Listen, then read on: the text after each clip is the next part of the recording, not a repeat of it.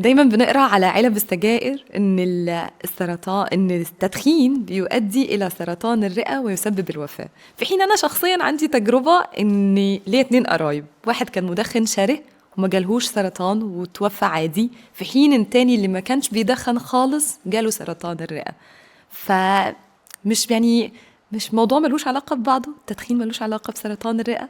طيب هو ده كتير من المدخنين بيجوا يقولوا لي ده عشان يحاولوا ما يبطلوش تدخين. الحقيقة ان الموضوع احصائي بحت، يعني احنا بنعمل ابحاث على الاف الناس وبيطلع لنا احصائيات نسبة الاصابة بالسرطان الرئة اعلى عند المدخنين. احنا بنشبهها كده باللي بيعدي الشارع، لو واحد بيعدي الشارع وهو مغمض عينيه احتمال ان هو يتخبط اعلى، بس اكيد ان هو هيتخبط لا، يمكن ربنا يكرمه ويعدي الشارع من غير ما يتخبط، والعكس صحيح. يعني اللي بيبص يمين وشمال وبيعدي الشارع عادة مش هيتخبط، بس ستيل ان في احتمالية ان هو يتخبط. هي نفس الفكرة، المدخن اعلى احتمالية في الاصابة بسرطان الرئة. المتعارف عليه ان مرض السرطان مرض غير قابل للشفاء، وان تم الشفاء منه فترة هيرجع يعاود تاني، فهل ده حقيقي؟ طيب خلينا نتكلم بأرقام. سرطان الرئة فعلا من أخطر الأنواع، وهو أعلى واحد في السرطانات كلها اللي بيسبب الوفاة، ولكن في حاجات تخلينا نتعامل معاه ونقدر ان احنا نعالجه بدري. يعني اكتشافه بدري يخلينا نعالجه بدري، فيقلل احتمالية الارتجاع ويعلي نسب الشفاء. وحتى لما بنكتشفه متأخر دلوقتي في تطورات كتيرة علمية خلت ان احنا، كان زمان اللي بيكتشف مرض السرطان الرئة منتشر كان يتقال له خلاص روح البيت مالكش علاج. الكلام ده اتغير تماما دلوقتي مع العلاجات الموجهة والعلاج المناعي، بقينا عندنا قدرة للتحكم لفترات طويلة جدا في سرطان الرئة. الحاجة التانية في قصة الارتجاع ده، ان بيجي لي ناس برضو يقولوا لي اتعالج ليه، ما هو كده كده المرض هيرجع. خلينا نتكلم بصراحة، هو تاني برضو احصائية، في نسب من الناس ممكن المرض يرجع لها، وعشان كده بنفضل نعمل تشيك اب كل فترة بعد انتهاء العلاج. بس احنا في مجتمع الشرقي اللي بيرجع له المرض بيقول لكل الناس ده انا رجع لي، ده انا حصل لي. اللي ما رجعلوش المرض انت ما بتشوفيهوش، هو بيداري على شمعته.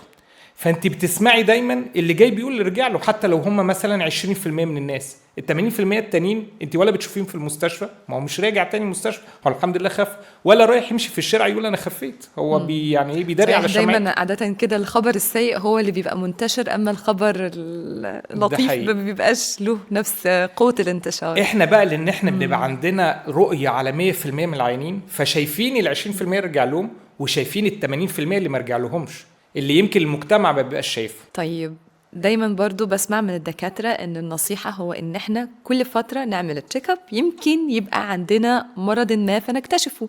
طب هو انا ايه اللي يخليني اصلا اعمل التشيك اب وانا مش حاسة باي اعراض؟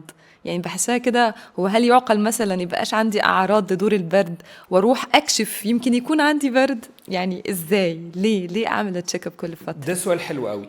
اولا ده مش دور برد، يعني الدور البرد لو جالي هيعدي اسبوع وخلصنا من الموضوع. احنا بنتكلم في مرض خطير، ومرض التعامل معاه بدري قبل ما يعمل اعراض بيؤدي الى نسب شفاء تتعدى 95 و 96%. وبالتالي الفكره ان احنا مش بنعمل تشيك اب لكل الناس، احنا بنعمل تشيك اب للناس اللي عرضه ان هم يصابوا باورام الرئه. والمشكله ان اعراض سرطان الرئه هي اعراض زي الدور البرد، كحه، زي البرد، ولكن فترة مزمنة ما بتتحسنش. كحة، ضيقة نفس، ساعات بلغم، معرق بدم، كل دي حاجات لو طولت عن شهر مع العلاج ما بتتحسنش. المفروض ان احنا نكشف مع دكتور ونعمل أشعة مقطعية او اكس راي، بحيث ان احنا نشوف اذا كان في مشكلة تانية غير مجرد. ناس كتيرة من المدخنين بيقولك اصل دي كحة سجاير، فيقولك ما بتروحش عشان هي كحة سجاير. احتمال كبير لما نعمل أشعة تطلع مجرد اللي بنسميها كحة سجاير، بقى ده التهاب مزمن في الشعب الهوائية بسبب التدخين، لأن التدخين مش مشاكله بس السرطان، هو بيعمل مشاكل في القلب ومشاكل في تليف في الرئة والتهابات مزمنة وحاجات تانية كتير. ولكن احنا بنبقى عايزين نطمن ان مفيش سبب تاني كورم هو اللي بيسبب هذا العرض المزمن اللي ما بيتحسنش مع العلاج. فالسببين ان انا ابقى مدخن فاروح اعمل اشعه بدون يكون عندي اعراض، او يكون عندي عرض من الصدر.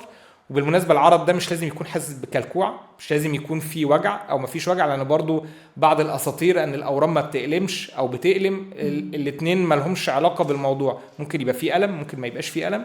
وبالتالي احنا اي عرض مزمن في الصدر يستدعي ان احنا نروح نعمل اشعه.